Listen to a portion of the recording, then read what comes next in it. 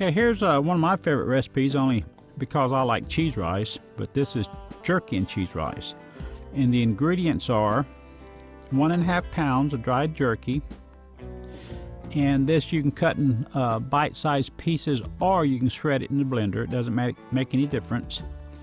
1.5 cups uncooked rice, 1 envelope onion soup mix, 1 10.5 ounce can of cream of mushroom soup, 1.5 cups of water, and 2 cups shredded cheese. And what you do, you preheat the oven to 450 degrees, and you want to pre-soak jerky in warm water for about 10 minutes.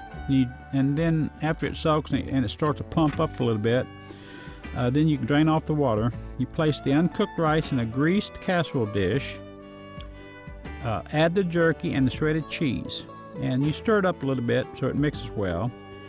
You sprinkle the package of onion soup mix on the rice and the jerky, then add the cream of mushroom soup. You pour the water over the entire ingredients. You cover and you bake for 45 to 60 minutes in the oven that was preheated to 450 degrees.